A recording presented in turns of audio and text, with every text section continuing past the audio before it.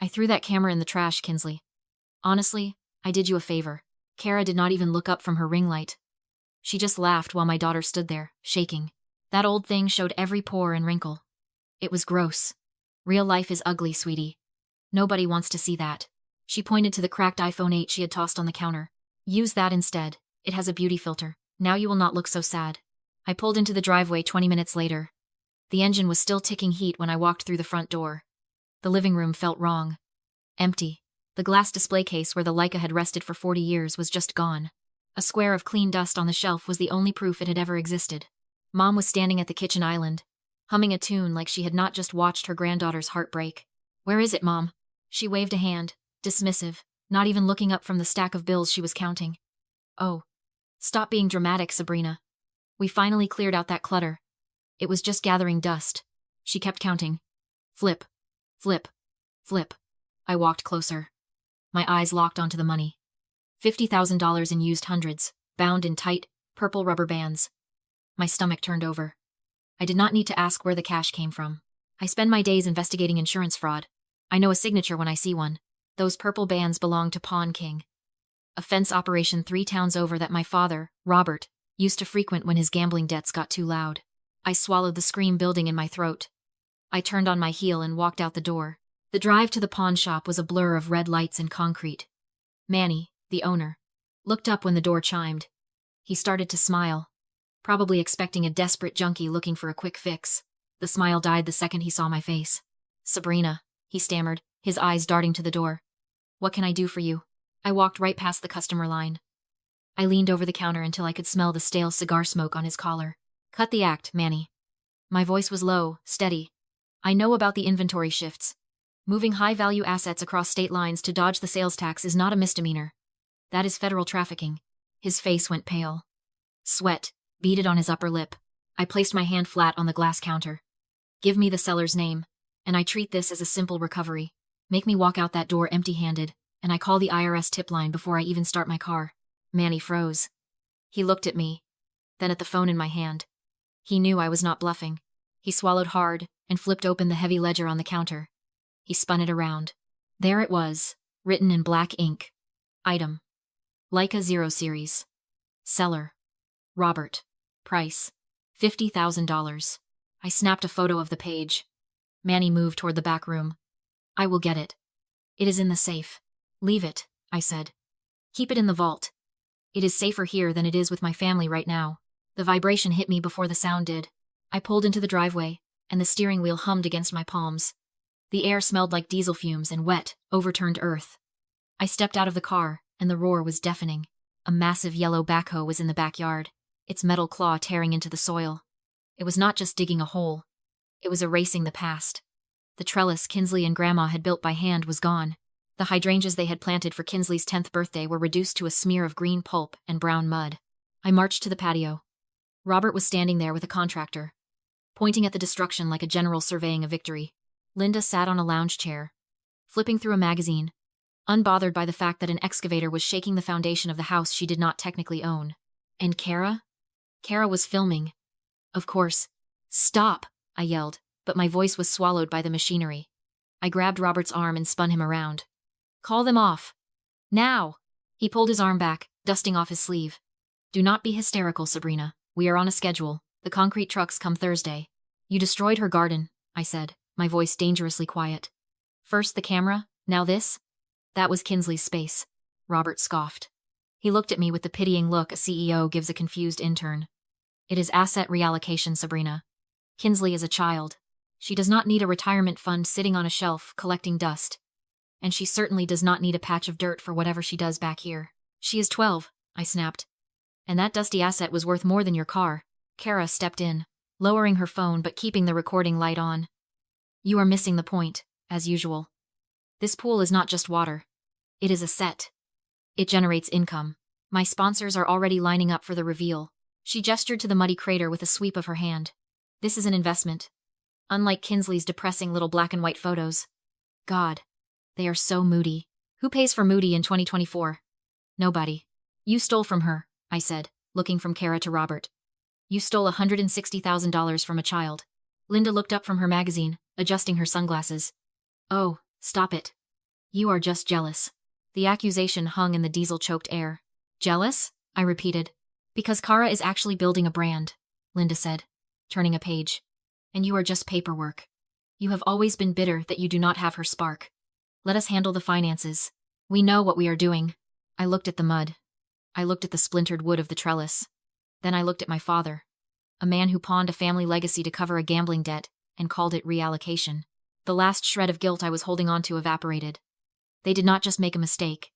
They were parasites, feeding on Kinsley's future to inflate their own egos. I forced my facial muscles to relax. I unclenched my fists. You are right, I lied. I am just stressed about the audit.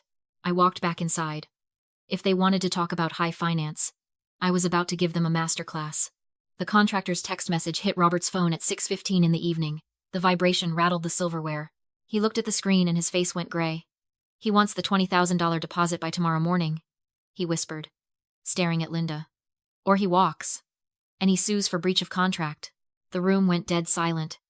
The only sound was Kara chewing her salad, unbothered. So pay him, she said, scrolling on her phone. Transfer it from the joint account. There is nothing in the joint account, Kara. Robert snapped, his voice cracking. We spent the cash on the excavation. We are tapped out until next month. Linda put her head in her hands. If he walks, we are left with a giant mud pit in the backyard. The homeowners association will fine us into oblivion. I took a sip of water. I let the silence stretch until it was uncomfortable. I needed them desperate. I needed them panicked. I do not care about your pool, I said, keeping my voice bored. But if you get sued and go bankrupt, Grandma's estate gets audited. I am not dealing with that headache. Robert looked up, desperate for a lifeline.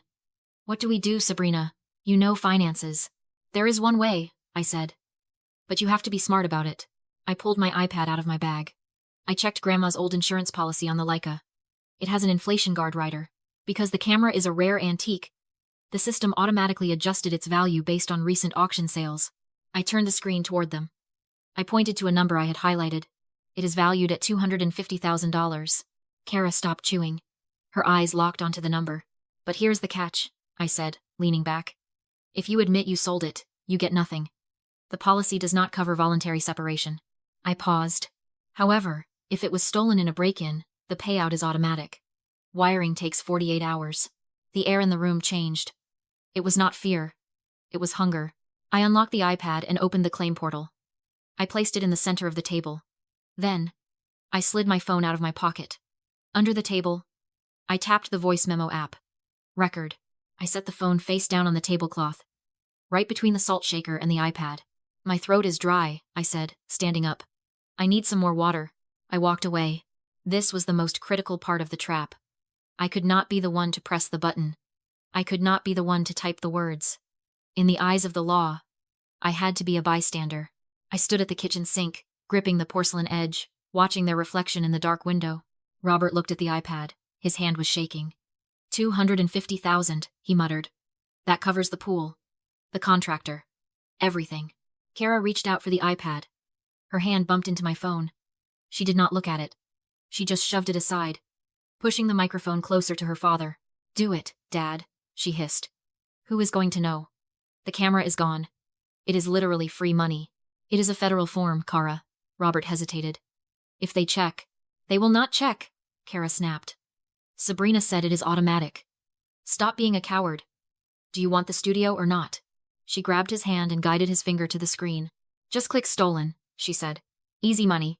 In the reflection, I saw Robert's resistance crumble. Greed is a powerful anesthetic. He typed in the details. He typed in the lie. Then, Kara reached out with her manicured nail. She did not hesitate. She tapped. Submit. Done, she laughed, sitting back. Problem solved. I closed my eyes and exhaled. They thought they had just saved their lifestyle. They had no idea they had just wired a confession directly to the FBI. 3 days later, our backyard looked like a discount music festival. Kara had gone all out. Gold balloons spelled out Studio Bali over the mud pit. A DJ was blasting house music from the patio. Kara stood in the center of it all, wearing a white bikini and a sheer cover-up, holding a magnum of rosé. She was live. Of course. We are literally breaking ground today, guys. She shouted at her phone, which was mounted on a stabilizing gimbal. This pool is going to be iconic. Thank you to my amazing sponsors for making this happen. I stood on the back porch, leaning against the railing. I was not drinking. I was waiting. At 2:14 in the afternoon, the music died. Not because the DJ stopped it, but because a heavy, dark silence rolled up the driveway. There were no sirens. Sirens are for emergencies. This was a raid. 2 matte black SUVs crunched over the gravel, followed by a local squad car. The doors opened in unison. 4 men in windbreakers with federal agent printed in yellow block letters stepped out. They did not run. They walked with the terrifying casualness of people who know the game is already over. The crowd of influencer friends parted like water. Kara lowered her wine bottle, blinking. Is this the surprise entertainment? The lead agent walked straight past her. He stopped in front of Robert, who was manning the grill. Robert Vance, the agent said, his voice cutting through the backyard. Place your hands behind your back. Robert dropped the spatula. Now. Hold on. Who are you? Special Agent Miller, NICB, the man said. He spun Robert around and clicked the cuffs on. Metal on bone. The sound echoed. Kara rushed forward, shoving the gimbal into a friend's hand so the camera kept rolling. What are you doing? Let him go. This is a private event. Agent Miller turned to her. He reached into his jacket and pulled out a clear evidence bag. Inside sat the Leica Zero series. The color drained from Kara's face so fast she looked gray. We did not find this, Miss Vance, Miller said, loud enough for the microphone to catch every syllable. Your associate, Manny at Pawn King, handed it over this morning. He was not interested in a federal trafficking charge, so he cut a deal. He gave us the camera. And he gave us the security footage of your father selling it to him for cash. Robert slumped in the agent's grip. And, Miller continued, pulling a folded paper from his pocket. Since you two filed an insurance claim for $250,000 via the internet for an item you had already sold, you are both under arrest for wire fraud. That is a federal crime. He nodded to the local officer. Cuff her. The officer grabbed Kara's wrist. She shrieked, a high, piercing sound that cracked the fake party atmosphere wide open. No. No. I did not do it, she thrashed, looking wildly around the yard until her eyes locked on me.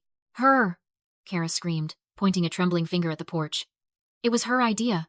Sabrina told us to do it. She set us up. She is the fraudster. The guests turned to look at me. The gimbal swiveled in my direction. I pushed off the railing and walked down the steps. I moved slowly, entering the frame of her live stream. I pulled my phone from my pocket. I figured you would say that, I said. I tapped the screen. The volume was all the way up. Play. Vi and a white. The audio was crisp. It cut through the backyard like a knife. My voice. Are you sure, Dad? Filing this is a federal crime. Kara's voice, shrill and greedy. Shut up, you coward. The money is mine, just do it. Click the button. The recording ended. I looked at the phone on the gimbal. The comments section was scrolling so fast it was a blur. Kara stared at me, her mouth open, the fight draining out of her. Have a nice trip, Kara, I said. The agents hauled them toward the SUVs. The balloons bobbed in the wind, spelling out a celebration for a future that no longer existed. The silence was the first thing I noticed. For weeks, this house had been vibrating with the sound of diesel excavators and Kara's thumping house music. Now, the only sound was the low hum of the refrigerator and the echo of our shoes on the hardwood. The trust did not waste time. Once the federal fraud charges hit the docket, the seizure clause in Grandma's estate triggered automatically. Robert and Linda were out on bail, staying at a cheap motel off the interstate. But they were legally barred from the property. The locks had already been changed. I stood in the living room with Kinsley. We were not packing much. Just her clothes, her sketchbooks, and the few personal items Kara had not thrown away to make space for her staging equipment. Is it really gone? Kinsley asked, her voice small, looking at the empty spot on the display shelf. I reached into my tote bag and pulled out the heavy, velvet-lined case. I set it on the marble island, the exact same spot where Kara had slid the cracked iPhone across the table just a week ago. I clicked the latch. The Leica Zero series sat there, black paint over brass, dull and heavy and perfect. Kinsley did not grab it immediately. She touched it slowly, running a finger over the cold metal of the viewfinder, checking for scratches. Then she picked it up. Her hands adjusted automatically to the weight. $160,000 of history. Back where it belonged. She lifted it to her eye. She did not smile. She did not pose. She just focused. Click. Weir. The mechanical shutter sounded like a heartbeat in the quiet room. What did you take a picture of? I asked. The wall, she said, lowering the camera. It is empty. It is real. No filters. No ring lights. Just the raw, grainy truth. Let us go, I said. We have a home to get to. We walked out the back door to the car. The gold Studio Bali balloons were deflated, tangling in the mud. The giant hole in the ground was filling with rainwater, a dark, muddy scar in the center of the manicured lawn.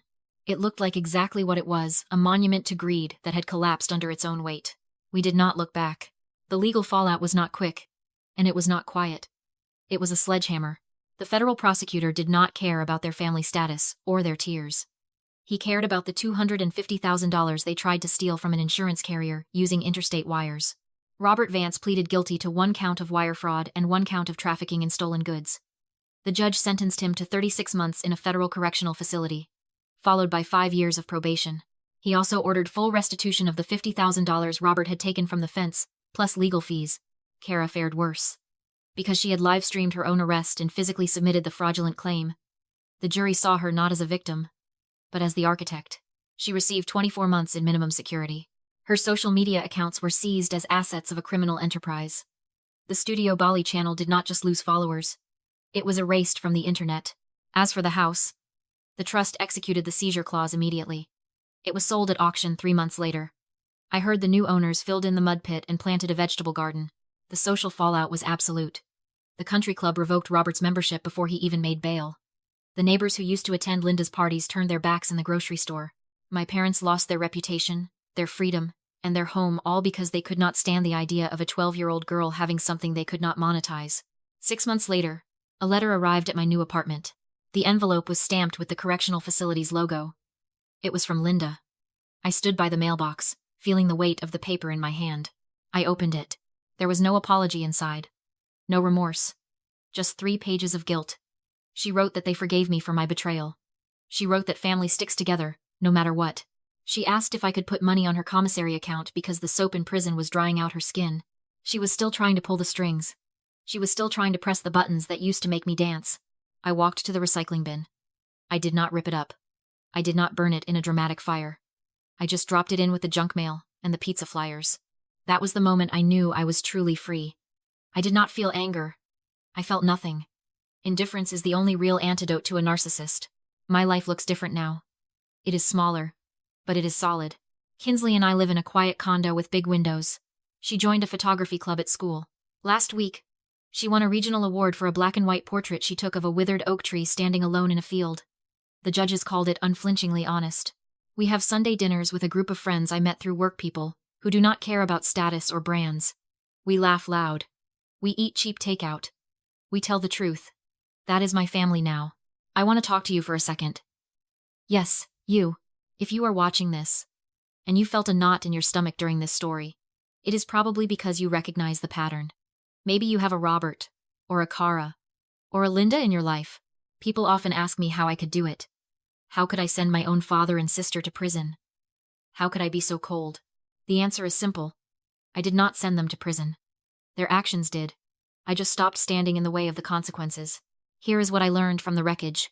Rule number 1. Blood is biology. Loyalty is a choice.